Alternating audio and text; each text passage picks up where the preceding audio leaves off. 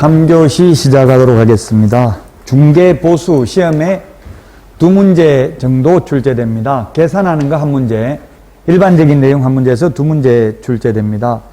222페이지 기본서 보면 거의 매회 출제되고 있습니다. 중개보수에 대해서는.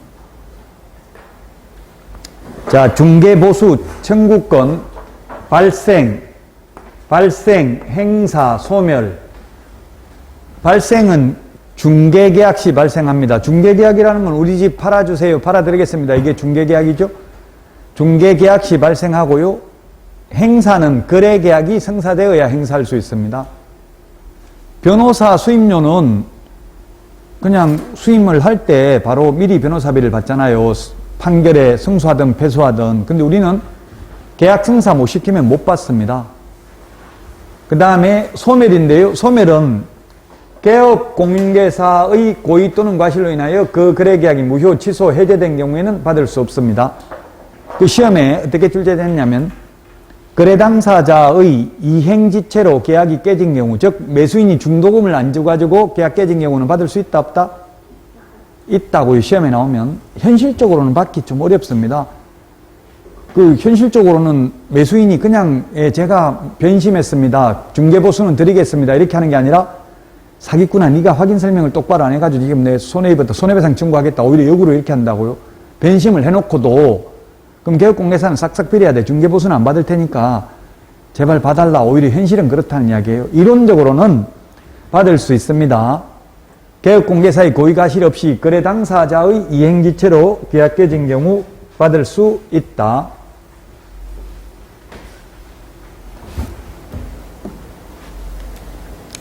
자, 225페이지.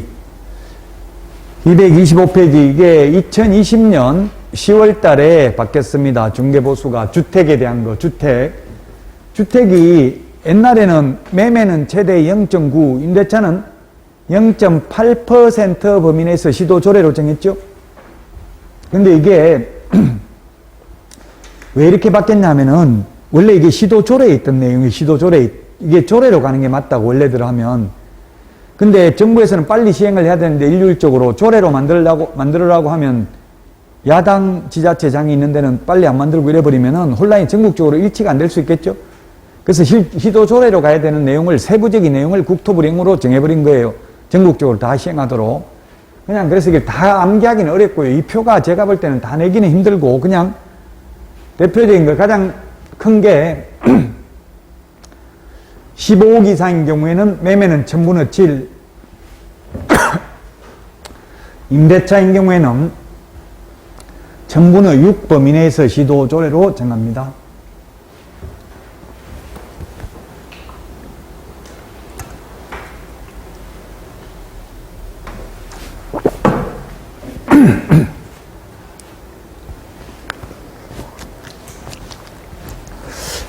표 이걸 다 암기하지 말고 가장 높은 거 하나만 보세요. 이제 매매는 최대 0.7, 1000분의 7이니까 0.7% 같은 말이죠. 임대차는 1000분의 6, 0.6% 범위 내에서 시도 조례로 정한다고요. 옛날에는 매매는 1000분의 9, 임대차는 1000분의 8이었어요. 2020년 10월 달에 바뀌었다. 자, 그 다음에 주택 외의 중개대상물입니다. 교과서 226페이지. 주택 외라고 하면 오피스텔은 주택입니까? 주택 외입니까? 사실상 주택으로 사용하면 주택 아닙니다. 오피스텔은. 여기서는 공구상 용도입니다. 주택이냐 주택 아니냐.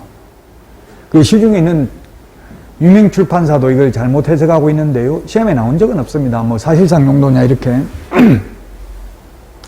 근데 바로 알 수 있잖아요. 이게 85제곱미터 이하 주거용 오피스텔이라고 되어 있잖아요. 주거용 85제곱미터 이하. 그럼 85제곱미터 초과하면 주거용이라도 주택이 아니라고요. 업무시설로 되어 있다고 오피스텔은. 그래서 원래 주택 외인데 단 85제곱미터 이하 주거용 오피스텔의 경우 매매는 1000분의 5, 임대차는 1000분의 4, 주택에 준해서 보수를 받는다 이 말이에요. 주택은 아닌데. 국토부에서도 이건 공구상 용도다. 우리 주택임대차보호법이나 상가 건물 임대차 보호법. 그 다음에 세법에서는 사실상 용도입니다. 세법은 실질과세 원칙이죠. 세법의 가장 큰 원칙은 세법은 실체적 진실의 원칙입니다. 자, 그 다음에 85제곱미터 이하 주거용 오피스텔을 제외한 85제곱미터 초과하는 주거용 오피스텔, 그 다음에 85제곱미터 이하 업무용 오피스텔 모두 천분의 9, 매매된 임대차든 모두 천분의 9 범위 내에서 협의에 의해서 결정을 합니다. 상가라든지 토지라든지 임목, 공장재단, 광업재단 모두 매매된 임대차든 천분의 9 범위 내에서 당사자 협의라고요. 근데 85제곱미터 이하 주거용 오피스텔, 주거용 오피스텔이라고 하면 상하수도 시설이 갖추어진 전용 입식 부엌, 전용 수세식 화장실 및 목욕시설, 전용 수세식 화장실에 목욕시설을 갖춘 경우를 포함한다를 갖추고 있어야 된다. 그리고 85제곱미터 이하여야 된다. 그러면 이건 주택은 아니지만 주택에 준해서 매매는 0.5, 임대차는 0.4% 범위 내에서만 받을 수 있다는 이야기입니다.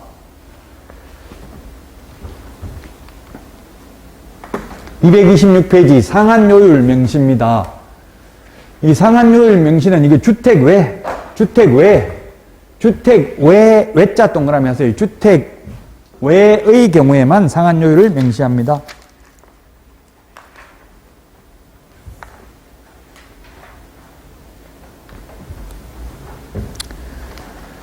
그 리얼에 있잖아요, 리얼에 찾았어요. 동그라미 이번에 리얼 중간에 있죠?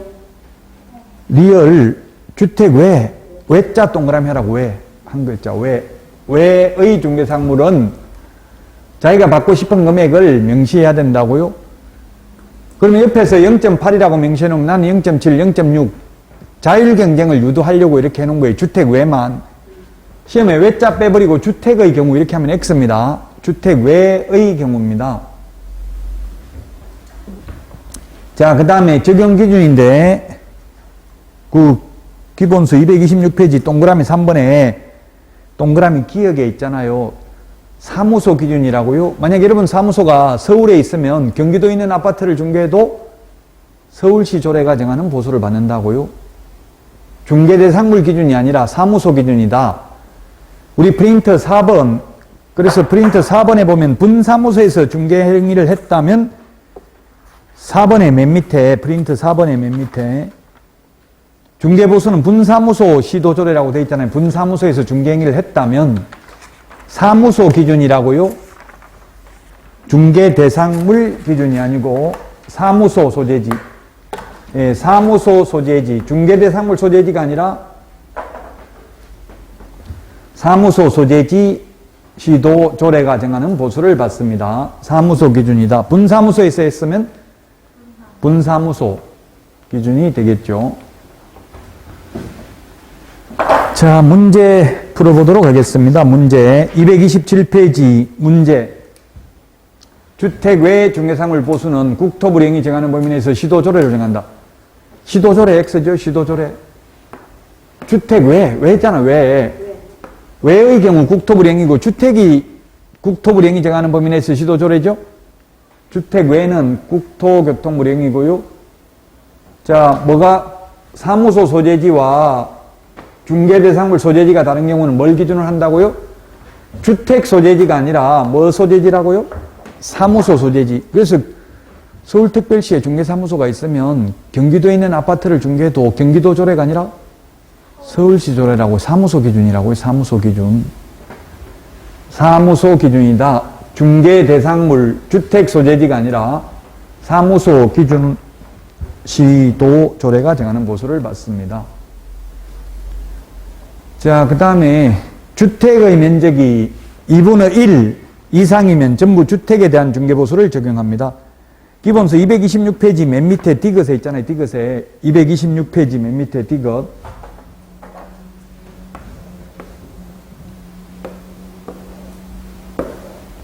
(100제곱미터가) 있는데 50제곱미터가 있으면 50제곱미터는 주택이고 50제곱미터는 상가인 경우 100제곱미터 모두 주택에 대한 보수를 적용한다고요?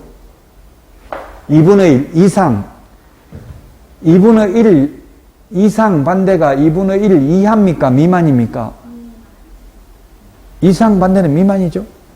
2분의 1 미만인 경우는 주택 외의 보수를 적용한다. 시험에 그래서 어떻게 나왔냐면은 시험에 두 번이나 출제되는데 주택의 면적이 3분의 1인 경우 이런 경우는 주택 외의 보수를 적용합니까? 주택에 대한 보수를 적용합니까? 네.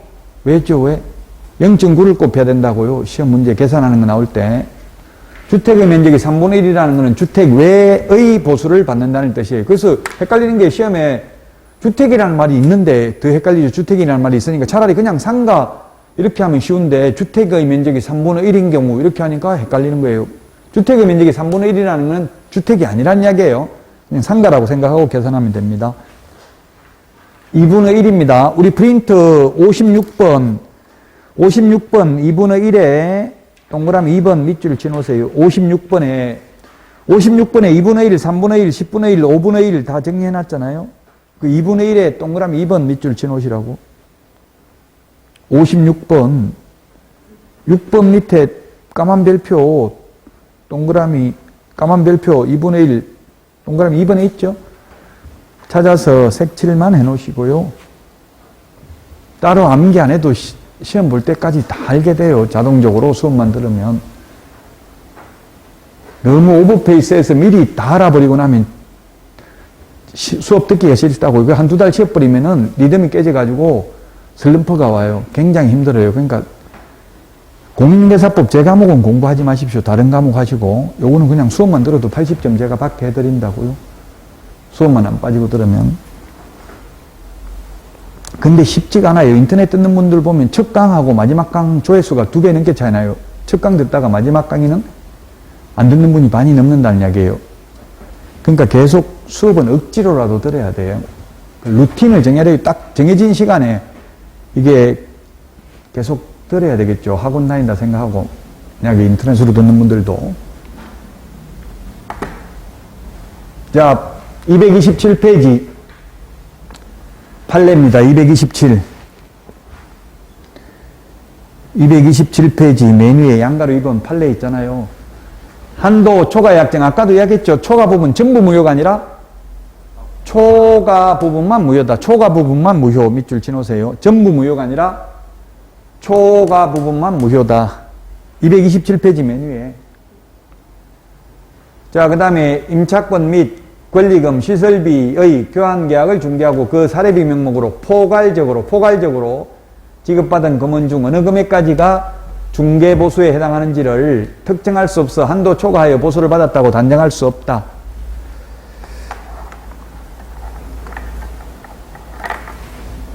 네, 그렇습니다. 그래서 만약에 상가 1억, 상가 보전금, 임차 보전금이 1억이고요.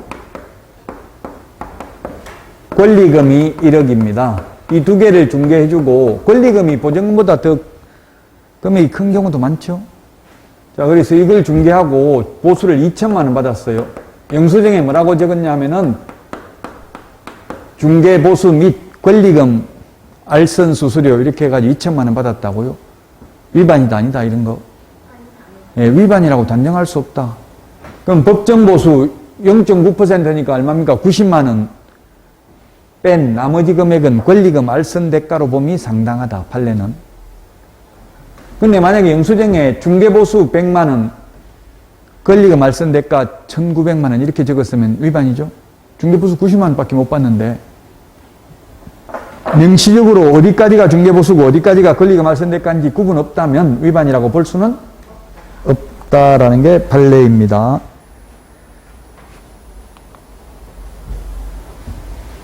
그 우리 교과서에 227페이지 부가가치세는 받아도 위반 아니라고 했죠? 227페이지 6권 해석에 보면 부가가치세는 받아도 된다. 중개보수가 100만 원이면 부가가치세 10만 원 더 받아도 된다. 물론 일반 과세 사업자라면, 단위 과세 사업자면 4%밖에 못 받아요.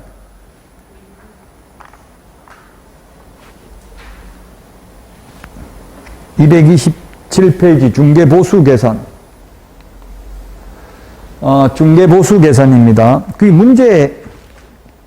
문제는 풀었죠. 조금 전에 문제는 풀었고 보수 계산인데요. 매매 227페이지 맨 밑에 세 번째 줄에 매매 계약이라고 나와 있죠.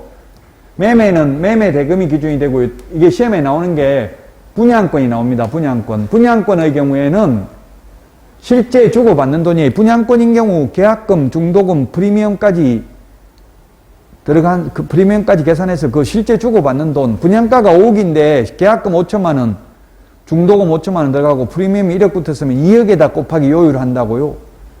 분양가에다가 요율을 곱하는 게 아니라 실제 주고받는 돈이죠.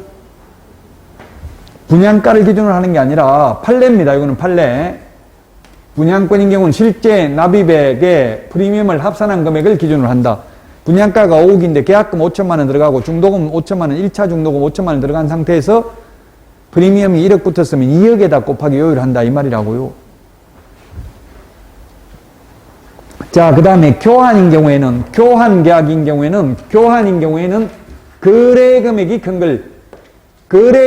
걸 기준으로 합니다. 중개보수가 큰 걸 기준으로 하는 게 아니라 거래 금액이 큰 걸 기준으로 쌍방으로부터 각각 받습니다. 거래 금액이 큰 거.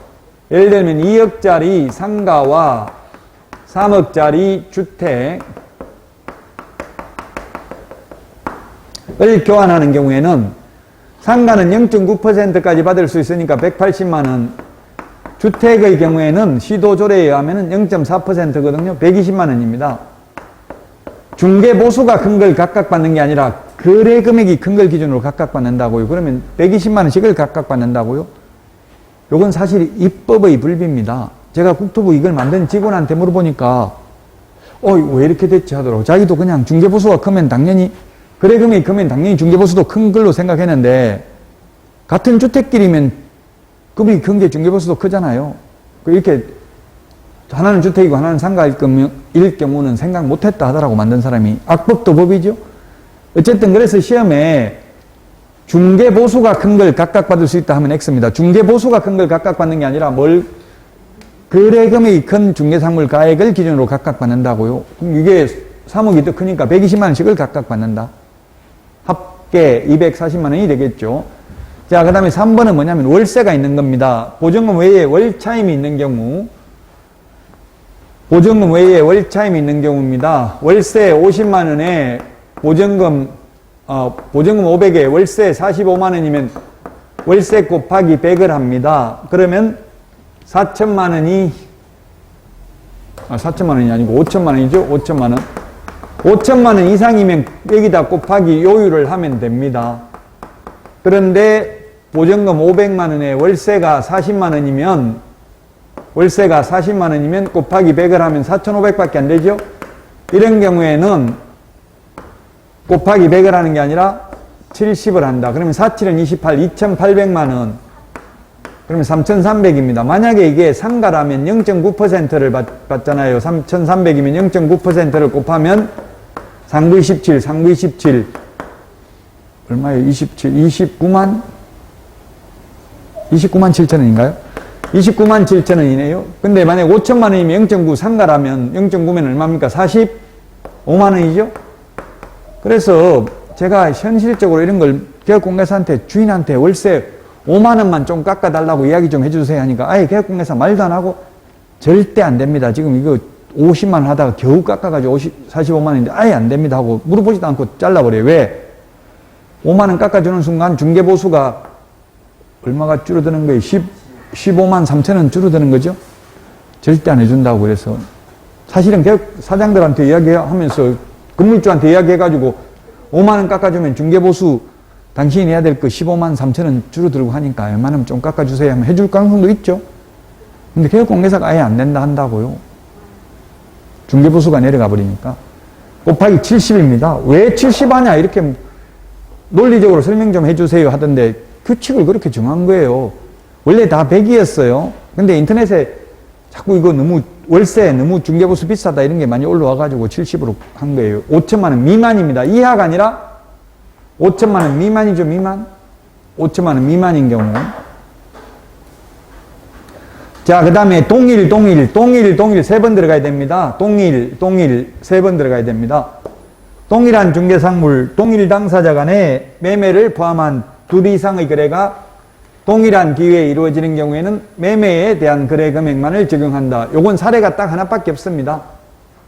매도인이 매수인한테 집 팔고 매매 계약을 하고 그 자리에 다시 임대차 계약을 체결하고 세입자로 눌러 사는 경우죠. 이런 경우에는 매매 계약, 임대차에 대한 중개보수 2번 받는 게 아니라 매매에 대한 보수 1번밖에 못 받는다고요. 집 팔고 그 자리에 세입자로 눌러 사는 경우는 동일 3번 들어가야 돼. 동일한 중개상물, 동일 당사자, 동일한 기회에 매매를 포함한 둘 이상의 거래가 이루어지는 경우에는 매매에 대한 거래 금액만을 적용한다. 동일 3번 들어가야 된다. 시험에 2문제 출제돼요. 평균적으로 중개보수 계산하는 거.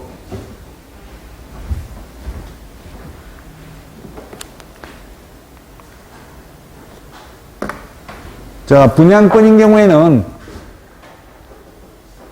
분양대금이 아니고 뭐라고 했어요? 분양가 5억이 아니고 실제 들어간 돈이라고 했잖아요. 계약 5억이면 보통 10% 많이 들어가잖아요. 계약금 5천만 원, 중도금 5천만 원 들어갔으면 1억, 거기 프리미엄 1억 붙었으면 2억에 대해서 요율 곱한 지 총 분양대금이 아니라고 했어요. 5억에다가 프리미엄 합산하는 게 아니라고. 판례입니다. 판례 이거는. 보수 지급 시기는 계약 체결된 날이 아니고 거래대금 지급이 완료된 날입니다. 중개보수 지급 시기는. 옛날에는 계약 성립되면 받을 수 있었는데 현실적으로는 거의 잔금 치러야 받죠. 그래서 현실을 반영해가지고 시행령을 바꿨어요. 이제 약정이 있으면 약정에 따르고 약정이 없으면 거래대금 지급이 완료된 때입니다. 거래대금 지급이 완료된 때.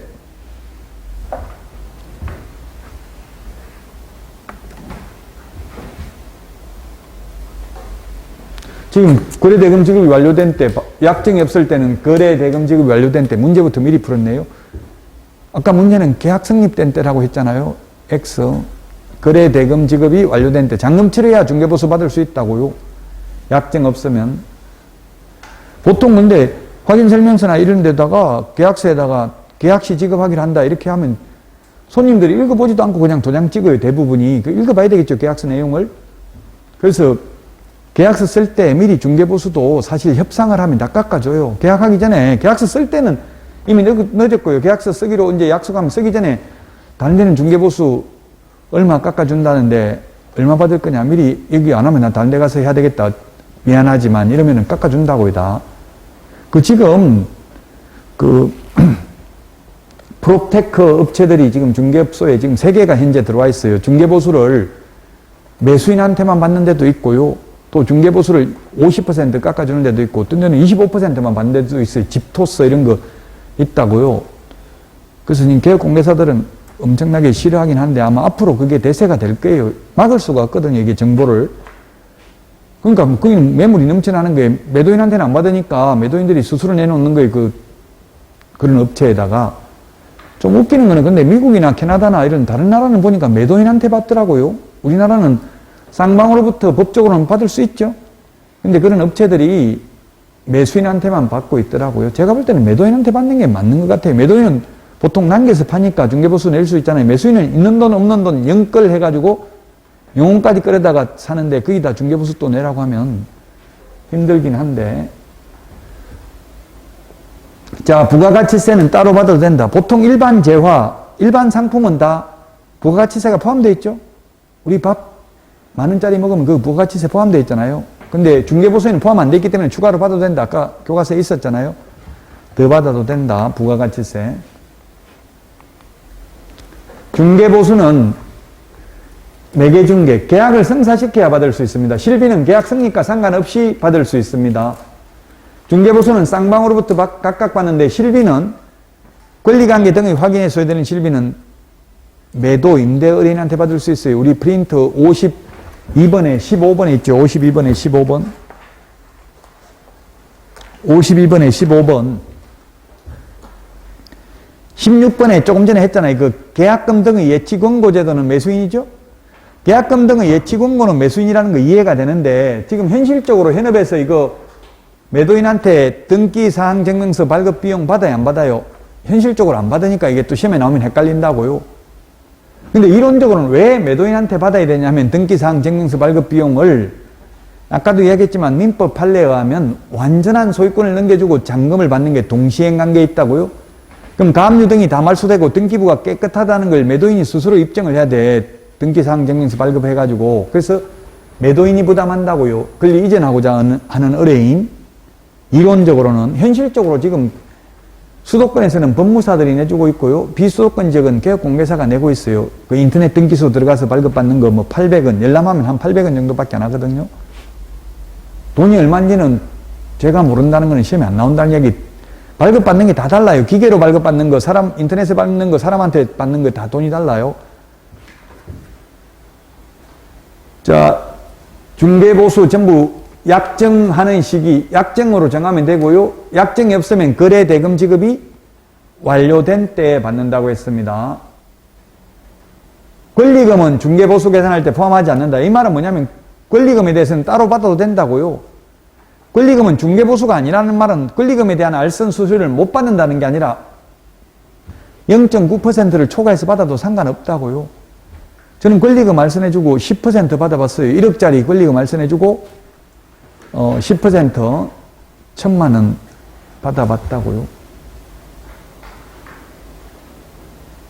보통 이게 권리금 이게 영업하시는 분들은 중개사무소 와가지고 딱 찍어가지고 저 가게 빼주면 나한테 하도록 알선해주면 얼마 주겠다 이렇게 하더라고요. 미리 자기가 좋은 위치, 사실은 좋은 위치는 지금 다 다른 업체가 들어와 있잖아요. 그 사람들 나가게 하고 자기 들어가게 해주면 얼마 주겠다 이런 식으로 하더라고요. 그럼 보통 그래서 현업에서는 권리금 작업을 한다고 그래요. 작업이라는 말이 좀 무섭죠. 그래서 저는 순진해가 처음에 바로 이거 권리금 1억 준다던데요. 할래요? 물어보니까 아니요, 2억 주면 한다. 이렇게 한다고요. 그 협상을 하면 그렇게 하면 안 되더라고요. 식당에 있는데 이 장사 힘드시 밥 먹으러 계속 갔어. 그 작업하려고 그 식당에 가가지고 장사 잘 됩니까? 물어보면 보통 우리나라 사람은 뭐라고 그래? 겸손하게 그냥 안 낸다고 그러고 하죠. 그럼 이제 몇 번 가가 좀 친해지면 안 되면 뭐 이거 혹시 제가 최대한 권리금은 받기 요즘 힘든데 조금 받도록 해드릴 테니까 10% 줄 수 있습니까? 이제 몇 번 가가지고 이런 식으로 해가지고 조정을 해야 돼. 처음부터 1억 줄 사람 있다 이래버리니까 안 해요. 사람 1억 살 사람 있다면 또 2억 달라죠. 2억 살 사람 있다면 또 4억 달라고 그래. 사람 심리가. 중개가 어려운 게 이게 조정을 하는 게 굉장히 어렵다고요. 중간에서. 그런 거는 점수가 딱 60점으로 합격하는 분들이 잘해. 그런 거는. 80점 넘으면 그런 거 잘 못해요. 저도 못해가지고, 전업 못해가지고 지금 망해가지고 강의하는 거잖아요. 잘 됐으면 돈 벌었으면 강의 안 하고 그냥 중개업하죠. 점수 잘 나온 분들은 그렇게 성공하기가 쉽지가 않아요. 점수 안 나와도 슬퍼하거나 노여하지 마시라고. 되기만 되면 현업에 나가면 돈은 버니까. 자, 계약금 등의 반환 채무 이행 보장에 소요되는 실비는 누가 부담한다 했어요? 취득 의뢰인. 프린트 52번에 16번에 아까 밑줄 쳤습니다. 자, 문제 풀어보도록 하겠습니다.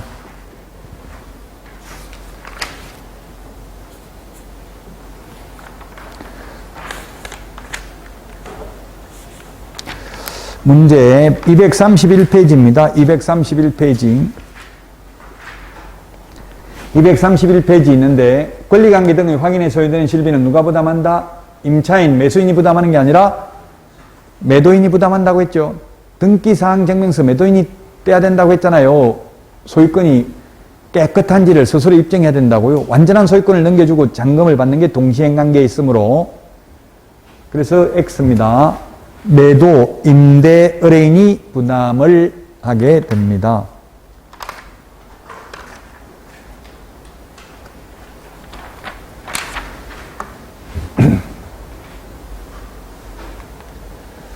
자, 그 다음에 교육입니다. 교육 236, 37, 38, 39까지 교육 제도가 되겠습니다.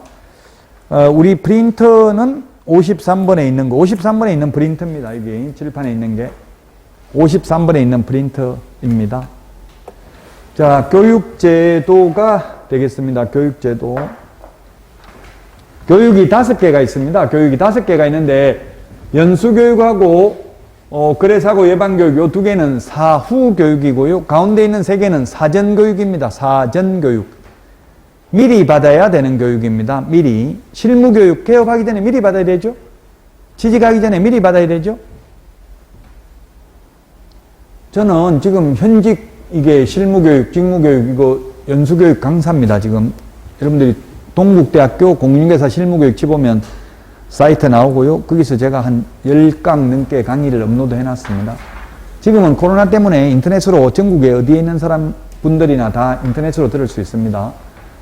자, 실시권자 교육, 연수교육은 시도지사가 합니다. 직무교육, 연수교육, 실무교육, 시도지사입니다.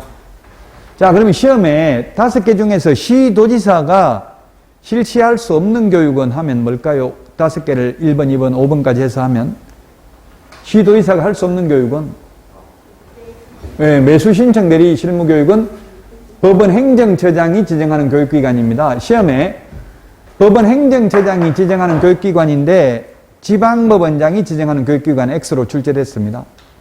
법원 행정처장입니다. 그 법원 행정처장에게 지정 승인을 요청할 수 있는 곳은 대학전문대 협회만 가능하고 공기업 X. 여기 우리 중개실무교육이나 연수교육은 대학, 협회, 공기업에도 위탁할 수 있죠. 매수신청 대리 실무교육은 공기업에는 위탁할 수 없고 대학, 전문대, 협회만 지정 승인 요청을 할 수 있습니다. 자, 그 다음에 직무교육은 등록관청도 할 수 있습니다. 실무교육이나 연수교육은 등록관청 못합니다. 거래사고 예방교육은 국토부 장관, 시도지사 등록관청 모두 다 실시하여야 한다가 아니라 할 수 있습니다. 자, 이 중에서 5개 교육 중에서 공짜로 하는 교육은 답이 뭘까요? 돈 안 받고 하는 교육은? 돈 안 받고 하는 거 직무교육 X, 직무교육 돈 내야 됩니다. 실무교육도 돈 내야 됩니다. 예, 거래사고 예방교육입니다. 이게 할 수 있다. 안 할 수도 있다. 교육 받을 수도 있다. 안 받을 수도 있다. 안 받아도 처벌 규정이 없어요. 그러니까 안 받아도 되는데 돈 받고 받으라고 하면 안 받을 가능성이 있겠죠? 그래서 거래사고 예방교육만 공짜로 합니다. 이거는 교육비를 지원해 줍니다. 공짜로 하는 거 거래사고 예방교육 하나밖에 없다. 자, 교육 대상자를 보면은 연수교육은 개업공개사, 소속공개사입니다. 직무교육은 보조원이 될 자 이렇게 적어놓은 거는 사전교육이라는 이야기죠. 미리. 그 다음에 실무교육 등록할 자, 소속공인중개사 될 자, 법인의 임원 책임자가 될 자입니다. 법인의 경우 모든 임원이 자격증 없어도 실무교육 받아야 됩니다. 임원은. 그런데 연수교육은 소속공인중개사만 개공, 소공만 받기 때문에 자격증 없는 임원은 소공이 아니잖아요. 자격증 없는 임원은 실무교육은 받지만 자격증 없는 임원은 연수교육 대상은 아닙니다.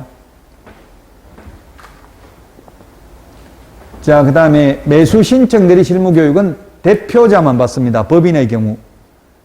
중개실무교육은 모든 임원 사원이 다 받는다고요? 연수교육은 자격증 있는 임원만 받습니다. 그런데 매수신청 대리 실무교육은 오직 대표자만 받습니다. 왜? 대표자만 매수신청 대리를 할 수 있습니다. 아니면 개인이면 개업공개사가 되겠습니다. 거래사고 예방교육은 개업공개사 등입니다. 등. 개업공개사 등, 줄여서 개공등. 우리 프린터 31번에 개공등은 예금이 비결이다. 돈 모으려면 부동산 투자가 아니라 예금이 비결이다. 이게 예가 뭡니까? 프린터 31번 예방교육. 거래사고 예방교육이라고요. 개공 등에 대해서 실시할 수 있다. 31번 맨 밑에 프린트 까만 별표 동그라미 1번 찾았습니까? 못 찾았어요? 31번 아닌가요? 네. 그게 31번 찾았으면은 동그라미 1번 맨 밑에 개공 등 예금이 비결이다. 예방교육, 금지행위, 이중소속 금지, 비밀준수, 결격사유 했고요. 비밀준수 했고요. 이중등록, 이중소속도 했고요. 금지행위도 했고, 예방교육 다 했네요. 지금 이미 다 수업 나간 거네요. 개공 등 즉 보조원에게도 해당되는 사항입니다. 시험에 출제됐기 때문에 이렇게 정리를 해놓은 거예요. 계공 등에게 해당되는 건지, 계공, 소공에 해당되는 건지, 계공에게만 해당되는 건지를 구분해야 된다고요. 31번 프린트 맨 밑에 있죠? 다 비교를 해놨습니다. 자, 그 다음에 교육 내용입니다. 교육 내용이 연수교육은 법제도의 변경사항입니다. 연수교육은 법제도의 변경사항인데 실무교육은 중개실무교육은 법률지식 요것만 차이 납니다. 나머지는 똑같습니다. 초보자인 실무교육은 법률지식을 강의해야 되고 연수교육은 2년마다 강의를 하기 때문에 법 개정된 걸 해야 됩니다. 제가 연수교육 경기도 연수교육 강사 경기도청에서 실시를 했는데 요즘은 이제 시군구로 위탁을 했는데 옛날에 경기도에서 할 때는 막 800명씩 1000명씩 이렇게 연수교육 당당 빌려가지고 했어요. 경기도만. 그러니까 이제 좀 교육의 너무 경기도 직원들이 힘드니까 시군구로 위탁을 하긴 했는데 어쨌든 그 제가 연수교육 강의 제목이 뭐냐면 법제도의 변경사항, 개정법령 이렇게 했어요. 개정법령 특강 뭐 이런 식으로 해서 강의를 했어요. 2년마다 받기 때문에 개정된 사항을 해야 되고 법률지식 나머지는 똑같다고요. 부동산 중개 및 경영실무 직업윤리는 똑같죠? 자, 직업윤리 들어가 있는데 직업윤리가 교육 내용에 포함되어 있지 않는 거 뭡니까? 5개 교육 중에서 직업윤리가 없는 거. 거래 사고 예방 교육만 직업윤리가 규정되어 있지 않습니다. 나머지 직업윤리 다 들어갑니다. 교육 시간도 다 기억을 해야 됩니다. 교육 시간. 교육시간이 규정되어 있지 않는 거 뭘까요? 5개 중에서 교육시간이 규정되어 있지 않는 거. 거래, 사고, 예방교육만 없습니다. 가장 짧은 게 직무교육, 보조원 될 사람은 3시간 이상 4시간 이하, 연수교육은 12시간 이상 16시간 이하, 중개실무교육은 28시간 이상 32시간 이하, 매수신청 대리실무교육은 32시간 이상 44시간 이하입니다. 시간 다 기억해야 됩니다. 자, 그 다음에 연수교육은 2개월 전까지, 2개월 전까지 대상자에게 통지해야 됩니다. 근데 거래사고 예방교육은 10일 전까지 공고하거나 통지합니다. 공고하거나 통지.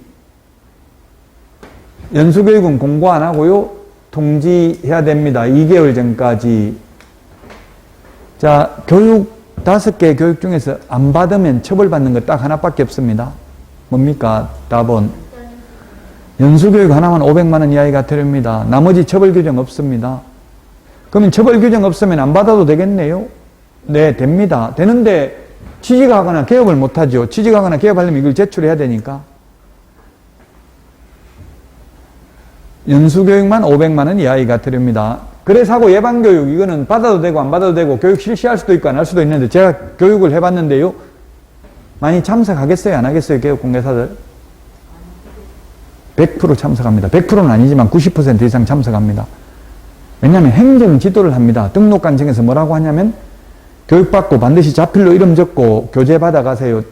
자필 안 돼 있는 업소 위주로 단속 나가겠습니다. 이렇게 친목회에다가 알려준다고요. 그러면 뭐 전부 다 죄 지은 거는 아니니까 다 가서 교육은 받는다고요.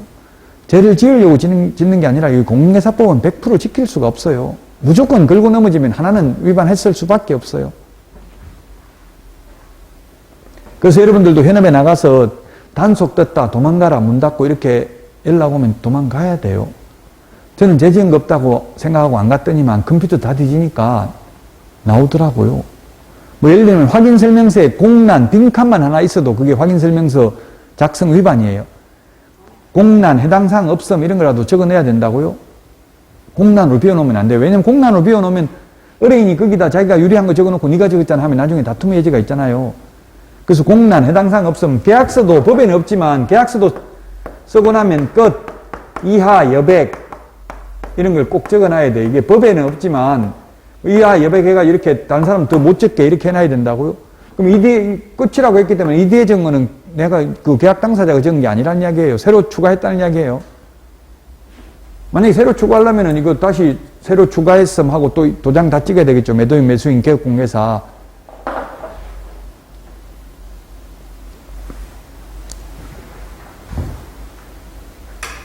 자, 그 다음에 사전교육은, 이게 3개가 사전교육인데 미리 받아야 되는데, 직무교육, 실무교육, 매수신청 대리 실무교육, 이 사정교육의 유효기간은 1년입니다. 1년.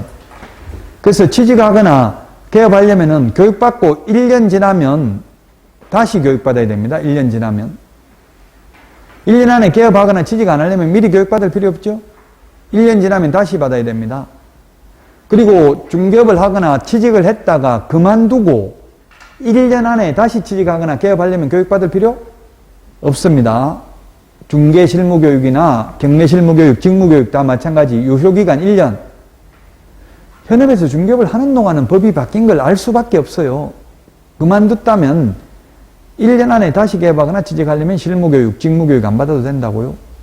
교육의 유효기간은 1년이 되겠습니다. 1년. 사정교육 유효기간은 1년입니다. 여기서 시험에 반드시 한 문제는 출제됩니다. 최소한 교육제도 비교하는 거. 프린트는 53번에 있고요.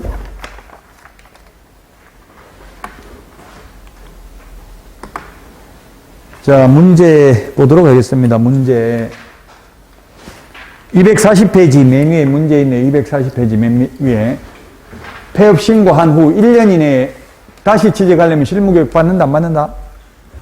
그만두고 1년 안에 다시 취직하려면 안 받아도 된다 했죠? 유효기간 1년이라고 했잖아요. 그만두고 1년 안에 다시 개업하거나 취직하려면 안 받아도 된다. 실무교육, 직무교육, 매수신청 대리 실무교육 다 마찬가지다. 연수교육은 교육시간 다 제가 기억해야 된다 했죠? 연수교육은 12시간 이상 16시간 이하, 직무교육이 3시간 이상 4시간 이하, 중개실무교육은 28시간 이상 32시간 이하, 매수신청 대리 실무교육은 32시간 이상 44시간 이하. 저는 교육 강사를 이거 해보니까 뭐 다 기억이 나는데 여러분들은 자꾸 보고 잊어먹고 보고 잊어먹고 또 다음 달에 보고 잊어먹고 계속 하면 된다고. 지금 달달달 암기해봐야 아무 소용이 없어요. 시험 볼 때 다 까먹어버린다고요. 누구에게나 망각의 작용이 있기 때문에 슬퍼하거나 노여워하실 필요 없어요. 기억이 안 나도. 또 보면 되고 또 보면 되고 계속 반복해서 보면 돼요. 어제 이방문 하는 거 보니까 김영철 나이 지금 70대 후반이죠? 김영철 맞죠? 그 이승계로 나오는 분. 그거 다 대본 암기해가지고 하더라고. 70 넘어도 75 넘어도. 이번에 70대 넘는 분들 합격한 인원이 있어요. 이번에 합격자 발표. 80대는 없더라고요. 80대, 90대까지 시험 보신 분이 있더라고요. 90대 왜 시험 봤냐 하니까 며느리가 자꾸 보라고 해서 돈 대줄 테니까 학원 가라고 해서 봤다 하더라고요. 집에 있는 것보다 공부하는 게 건강에도 좋잖아요. 합격은 못 하더라도 90 넘은 분들은 좀 쉽지는 않겠죠. 이번에 응시자는 있어요. 90 넘은 분도. 교육시간 다 기억해야 된다. 교육시간이 없는 거, 규정 없는 게 뭐라고요? 거래사고 예방교육. 자, 그 다음에 국토부 장관이 마련하여 시행하는 교육지침에는 교육대상, 교육과목, 교육시간 등이 포함되어야 하나 수강료는 거래하지 않는다 했는데 수강료도 포함됩니다. 다 돈 받고 돈 안 받는 게 뭐다? 거래사고 예방교육. 수강료.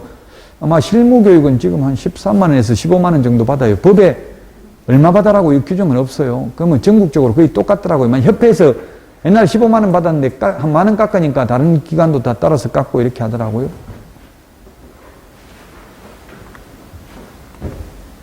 자, 그 다음에 업무위탁 240페이지 업무위탁입니다. 업무위탁인데 교육위탁, 실무교육, 직무교육, 연수교육은 대학, 고등교육법에 의한 학교가 대학 전문대, 사이버대, 지금 현재 서울에 저 망우리에 있는 열린사이버대학에도 위탁되어 있어요. 제가 열린사이버대학에서도 강의했어요. 실무교육. 열린사이버대학, 사이버대학은 열린사이버대학 하나만 위탁되어 있어요. 그 열린사이버대 가니까 최양락 씨, 팽현숙 씨, 팽현수 씨가 그 모델이더라고요. 지금 재학 중이라더라고. 그분은 재학 중인데 텔레비전에 나와가지고 벌써 졸업사진 다 찍어놨더라고. 사각모 쓰고. 아직 재학 중인데 미리 너무 졸업하고 싶어서 미리 사진 찍었다 이렇게 하시더라고요. 그분 딸이 거기에 교수예요. 열린사이버대. 자, 어쨌든 대학 전문대, 협회, 공기업, 준정부기관에 위탁할 수 있습니다. 근데 시험의 경우에는 공기업 준정부기관에만 협회에만 위탁할 수 있고요. 대학 전문대학, 대학에는 시험 업무 위탁 못합니다. 시험 업무는 대학 전문대 고등교육법에 의한 학교에는 위탁할 수 없다. 이걸 주의하시라고요. 그리고 아까 조금 전에 그 연수교육이 아니라 이게 매수신청 대리 실무교육, 요거는 뭐라고 했습니까? 매수신청 대리 실무교육은 대학 협회, 대학 전문대 협회는 지정승인 요청할 수 있지만 공기업 준정부기관은 안 된다고 했죠? 요 세 개를 비교해야 돼. 또 공기업 준정부기관에 매수신청 대리 실무교육 지정승인은 요청할 수 없다고 얘기는. 시험 업무는 대학 전문대학에는 위탁할 수 없습니다. 실무교육, 연수교육, 이거는 대학, 협회, 공기업, 준정부기관 다 가능하다고요. 교육은 이거 세 개는. 이 세 개를 구분해야 된다. 교육 위탁, 그 다음에 시험 업무 위탁, 매수 신청 대리 실무교육 지정 승인 요청, 요 세 개를 비교해야 된다고요.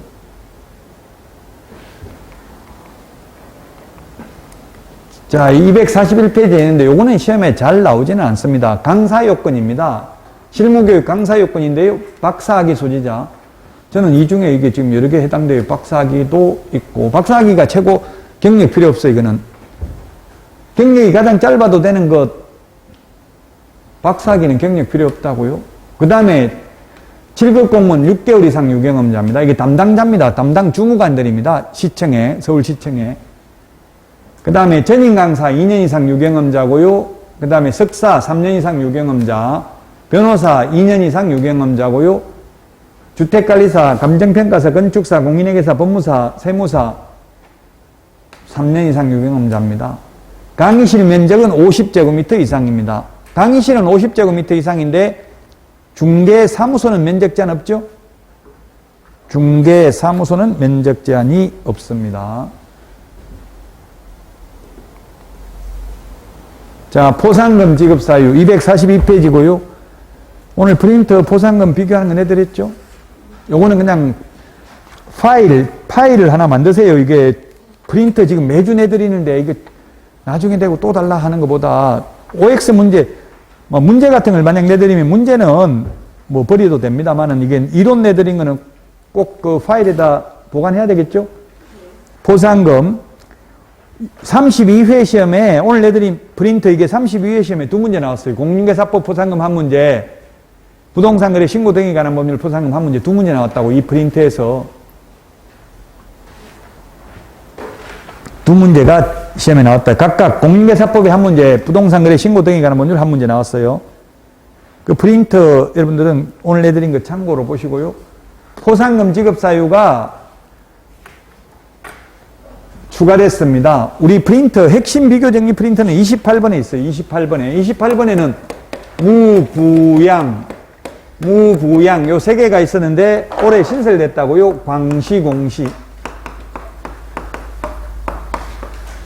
이게 1번이 뭐냐? 무등록 중개업자. 있는 거 그대로 지금 보면 무등록 중개업자. 2번이 부정한 방법으로 등록. 3번 양도 대여한 자, 양수 대여받은 자. 4번 이게 신설됐다고. 4번부터 이게 4번, 5번, 6번, 7번이 신설됐다고요. 개업공개사가 아닌 자가 강구한 경우 개업공개사 등이 거짓으로 계약이 성립된 것처럼 꾸미는 등 시세를 교란하는 행위입니다. 시세에 부당한 영향을 미치는 행위. 단체 구성은 이외의자와 공동중개를 제한하는 거, 왕따시키는 거죠.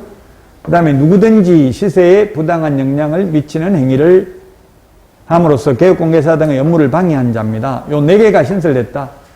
4번부터 7번까지가 신설됐다고요.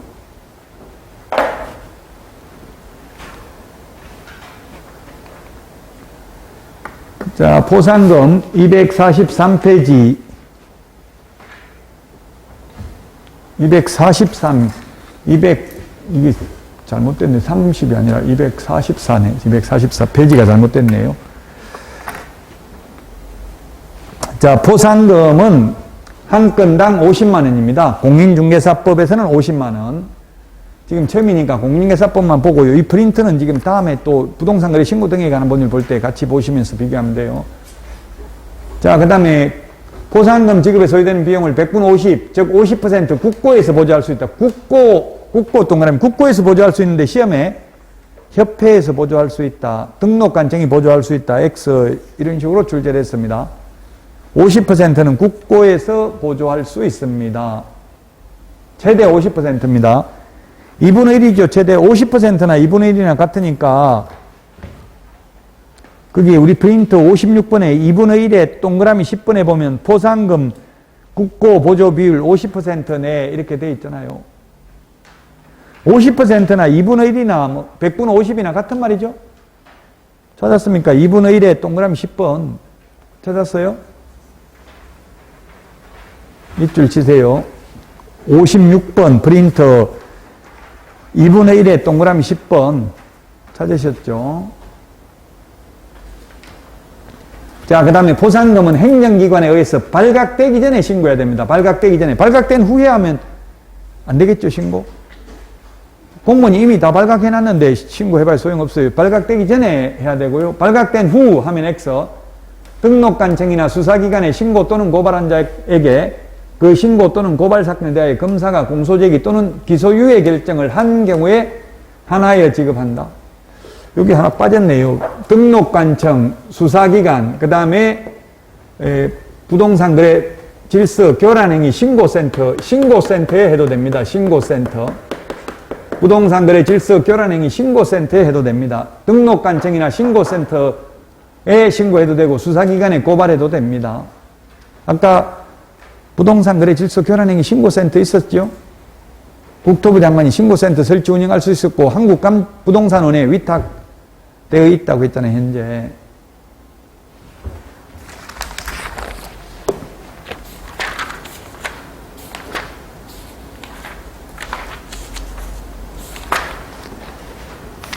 네, 그래서 신고센터를 하나 더 넣어놓으시고요.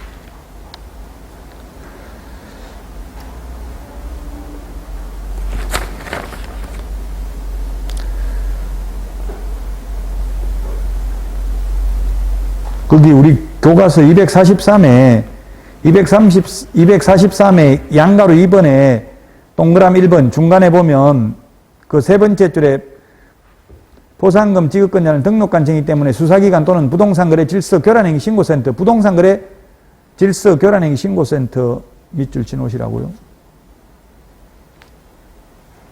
거기 243회 맨 위에서 그 네 번째 줄을 양가로 2번 신고 또는 고발 장소 거기에 있네요. 거기에 첫 번째 줄에 등록관청이나 수사기관 부동산거래 질서 교란행위 신고센터라고 있죠.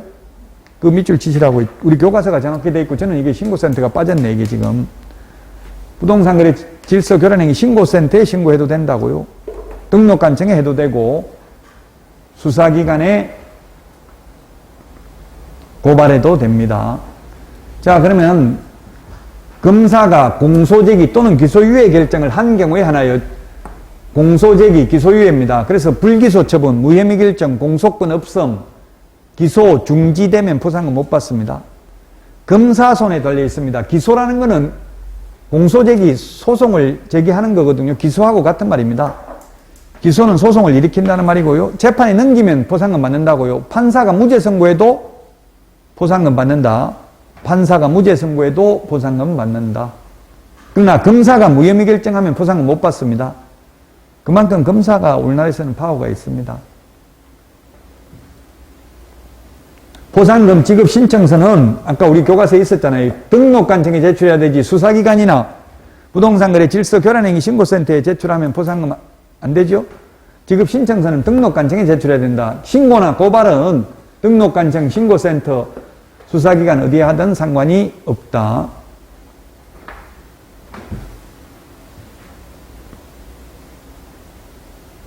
자, 그 다음에 1개월이네. 포상금은 결정일로부터 1개월 이내 지급합니다. 1개월 이내. 2개월이 아니라 1개월입니다. 부동산 거래 신고 등에 관한 법률은 2개월이고 여기는 1개월입니다. 1개월.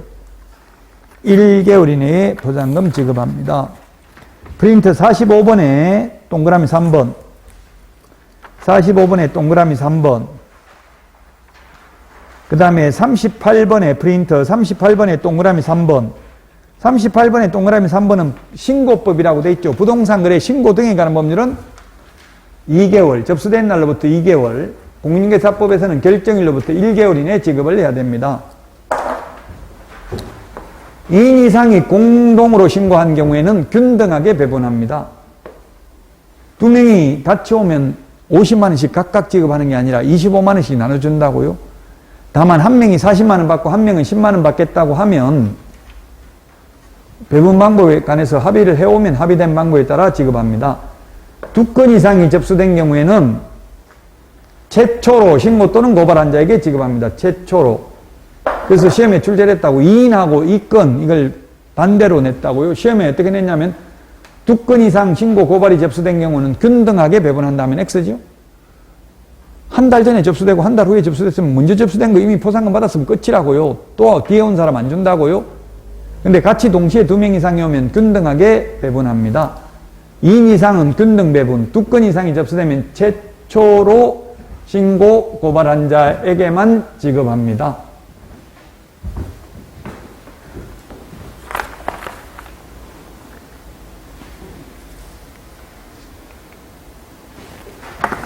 문제 풀어보도록 하겠습니다. 문제 244페이지 맨 밑에 있네요. 국토부 장관은 이중사무소를 둔 자를 신고 고발하면 포상금 지급받을 수 있다. 이중사무소가 아니라 무부양, 광시, 공시, 무등록, 부정한 방법으로 등록, 양도대역, 개업공개사가 아닌 자가 강구한 경우, 개업공개사 등이 시세에 부당한 영향을 미치는 행위를 한 경우, 공동중개 제한, 누구든지 시세에 부당한 영향을 미치는 행위를 한 경우 신고하면 포상금 주지만 투기 조장하는 자 신고해도 포상금 안 줍니다. 아까 금지행위 있었잖아요. 투기 조장 이런 거 하는 사람 신고해도 포상금 안 줍니다. 자, 이 2건이네, 2건. 2건 이상이 접수되면 먼저 접수한, 최초로 접수한 자. 2인 이상이면 균분이라고 했죠? 조금 전에 이야기했잖아요. 한 달 전에 신청해가지고 받아갔으면 2달 후에 다시 신청한 사람, 새로 다른 사람 신청하면 안 준다고요. 여러 건수가 접수되면 최초로 접수한 자만 포상금을 지급합니다. 2인 이상이 같이 오면 균등하게 배분합니다. 자, 수수료입니다. 245페이지. 수수료입니다. 수수료. 우리 프린터는 52페이지 메뉴에 있습니다. 52페이지 메뉴에. 응시 수수료와 자격증 재교부 수수료, 요거는 시도조례입니다. 1번, 2번은 시도조례입니다. 시도조례. 1번, 2번은 시도조례입니다. 나머지 등록신청, 등록증 재교부, 분사무소 설치신고, 확인서 재교부, 요거는 시군구조례입니다. 시군구조례.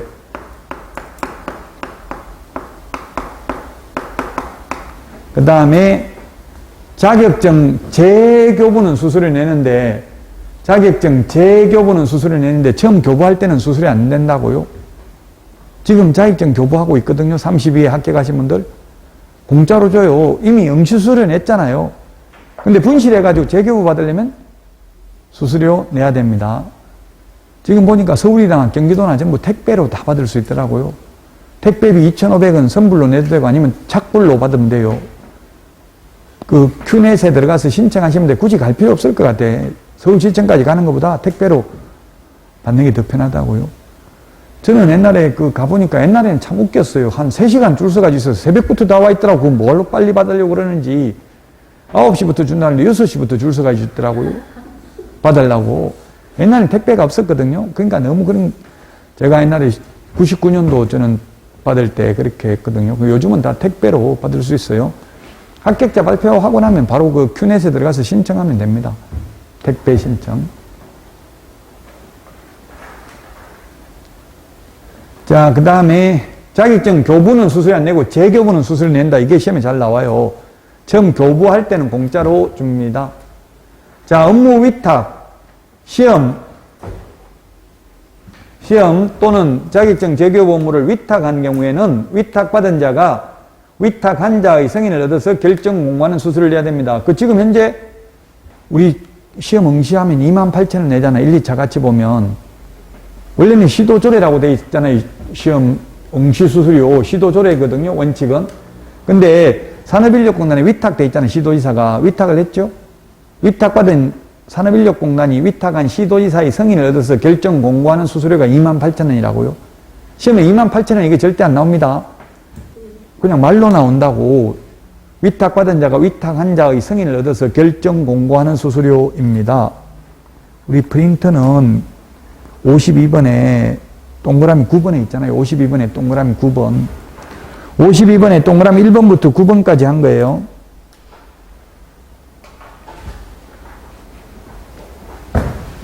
자격증 처음 교부할 때는 공짜로 주고요. 재교부할 때는 수수료 내야 된다. 자, 오늘 했던 내용 다시 한번 복습하고 마치겠습니다. 자, 맨 먼저 한 게 비밀준수 의무가 중요하고 개공 등의 비밀준수입니다. 개공 등은 2번 및 다른 법률에 특별한 규정이 있는 경우를 제외하고는 그 업무상 알게 된 비밀을 누설하 해서는 아니 된다. 개업공개사 등이 그 업무를 떠난 후에도 또한 같다. 영원히 준수해야 된다. 이를 위반하면 1년 이하의 징역이나 1,000만 원 이하의 벌금에 처한다. 단 피해자의 명시된 의사에 반하여 벌하지는 않는다. 반의사 불벌죄다. 확인 설명할 내용, 설명할 사항하고 설명서 작성 교부 차이점을 기억해야 됩니다. 설명은 미리 해야 됩니다. 설명서 교부는 계약서 작성 시 교부하면 됩니다. 설명은 취득의뢰인에게만 설명하면 되는데 교부는 쌍방에게 교부해야 됩니다. 설명할 때는 근거 자료를 제시해야 됩니다. 토의대장, 임야대장 같은 거. 근데 교부할 때는 근거 자료를 교부하는 게 아니라 확인 설명서 서식, 1의 서식부터 4의 서식까지 해당 서식을 교부하면 됩니다. 확인 설명하지 않거나 잘못하면 500만 원 이하가 들었는데 확인 설명서를 교부하지 않거나 3년간 보존하지 않거나 서명 날인을 안 하면 업무정지입니다. 소속공개사는 확인 설명 잘못하면 자격 취소 정지할 수 있고요. 서명 날인 안 하면 당해 업무 수행하고도 소속공개사가 서명 날인 안 하면 자격 정지할 수 있습니다. 그러나 소속공개사는 교부 보존할 의무는 없습니다. 계약서 작성도 개업공개사가 합니다. 서명 및 날인은 계약서와 확인 설명서 2개밖에 없습니다. 계약서 작성이 계약 성립 요건은 아니라고 했습니다. 계약서 필요적 예상, 인물, 계약금, 인권, 조교, 우리 프린트 9번에 있습니다. 9가지 필요적 예상이고요. 확인 설명해야 될 거는 9가지, 우리 프린트는 6번에 있습니다. 기권, 가공, 상태, 환지세 9가지 설명해야 됩니다. 시험에 3문제 정도 출제되겠네요, 이게. 그 다음에 여기 또 두 번째 파트도 여기도 한 3문제 정도. 손해배상 책임 2문제, 계약금 예치권고제도 1문제 정도. 손해배상 책임은 개업공개사의 고의가실이 있거나 또는 고용인의 고의가실이 있거나 다른 사람의 중개행위 장소로 제공해서 의뢰인에게 재산상 손해가 발생해야 됩니다. 비재산상 손해는 공인중개사법상 배상 책임은 없습니다. 재산상 손해가 발생하면 손해배상 청구를 의뢰인이 보전기관에다가 합니다. 그러면 보전기관에서는 증거자료를 물론 제출해야 되고요. 손해가 입었음을 증명하는 서류, 대부분 판결문이 되겠죠. 제출하면 손해배상금을 지급하고 보전기관이 손해배상금을 지급해주고 나면 개업공개사는 15일 이내 재보정 설정을 해야 됩니다. 15일 이내입니다. 보증보험 공제, 공탁은 보증보험 공제는 다시 가입하고 공탁은 부족분을 보전하면 됩니다. 보정 설정 방법은 보증보험 공제, 공탁 3개 중에서 아무거나 선택하면 됩니다. 설정 금액은 법인은 4억, 개인은 2억, 분사무소 2억, 특수법인 2천만 원으로 개정될 예정입니다. 아직은 개정은 안 됐다고 했죠? 근데 뭐 거의 개정될 확률이 높으니까 개정된 것으로 기억하겠습니다. 아니면 아예 기억을 하지 말든지요. 자, 그 다음에 보정 설정 시기는 처음에 보정 설정은 등록 후 업무 개시 전에 보정 설정을 해야 됩니다. 그 다음에 변경은 우리 프린트 56번에 있죠. 변경은 효력 있는 기간 중에 만료됐을 때는 만료일까지 손해배상해 주고 나면 15일 이내에 재보정 설정을 해야 됩니다. 그리고 이 설명할 사항이 있는데 손해배상 책임 설명은 뭐 해야 되냐면 보장금액, 보증보험회사, 공제사업을 행하는 자, 공탁기관 및 그 소재지, 보증기간을 설명해야 됩니다. 보험금은 설명해야 되지만 보험료는 설명할 필요가 없습니다. 예를 들면 보험금이 지금 법인은 4억으로 바뀔 예정이라고 했는데 4억까지 손해배상 받을 수 있다 이 말은 해야 되지만 내가 보험료 뭐 40만 원 넣어놨다 이런 말은 할 필요 없다고요. 손해배상을 위한 보정 설정을 안 하면 임의적 취소. 보정 설정을 해놓고 보증관계 증서를 교부하지 않거나 보장금액을 설명 안 하면 100만 원 이하의 과태료. 계약금 등에는 잔금도 포함된다. 강행 규정이 아니라 임의 규정이다. 권고할 수 있다. 언제까지? 거래계약의 이행이 완료될 때까지 거래 당사자에게 계약금 등을 금융기관 등의 개업공개사 등의 명의로 예치하도록 권고할 수 있다.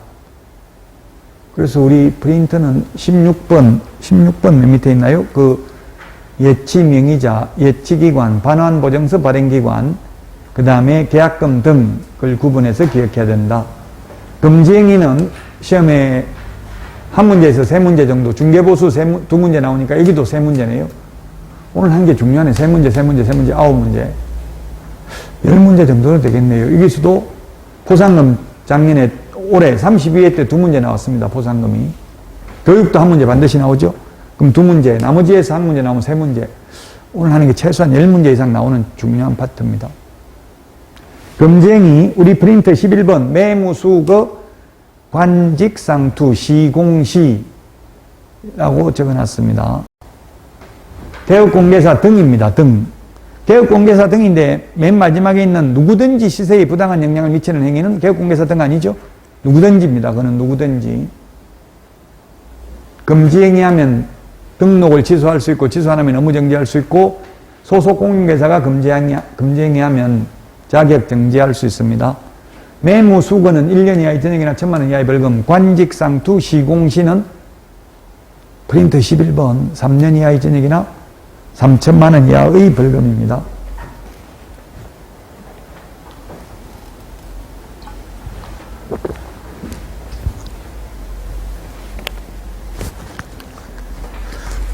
보수 2문제인데 계산하는 거 한 문제, 일반적인 내용 한 문제입니다. 주택에 대한 중개보수는 이번에 10월달에 바뀐 게 매매는 0.7%, 임대차는 15억 이상인 경우 최대 0.6% 범위 내에서 시도조례로 정한다. 주택 외의 경우에는 매매든 임대차도 모두 0.9% 범위 내에서 당사자 협의다. 시도조례로 정하는 게 아니고요. 주택 외는 단 85제곱미터 이하 주거용 오피스텔은 매매는 0.5, 임대차는 0.4 범위 내에서만 받을 수 있다. 동일 세 번 들어가면 동일한 중개사물에 대하여 동일 당사자 간의 매매를 포함한 둘 이상의 거래가 동일한 기회에 이루어지는 경우 매매에 대한 거래 금액만을 적용한다. 주택의 면적이 2분의 1 이상이면 전부 주택에 대한 보수를 적용한다. 보증금 외에 월차임이 있는 경우 보증금 더하기 월세 곱하기 100을 한 금액이 5천만 원 미만이면 곱하기 100을 하는 게 아니라 70을 한다. 교환은 거래 금액이 큰 걸 기준으로 한다. 교환은 중개보수가 큰 걸 기준으로 하는 게 아니고요. 분양권인 경우 분양가를 기준으로 하는 게 아니라 현재까지 들어간 돈을 기준으로 중개보수 받는다. 자, 교육제도 5개, 프린터 53번에 있는 거 연수교육, 직무교육, 실무교육, 매수신청대리 실무교육, 거래사고 예방교육 5개 비교를 해야 된다. 업무위탁, 교육은 대학 전문대 협회, 공기업, 준정부기관에 위탁할 수 있는데 시험은 대학 전문대학에는 위탁할 수 없다. 매수 신청대리 실무교육은 공기업, 준정부기관은 지정 승인을 요청할 수 없다.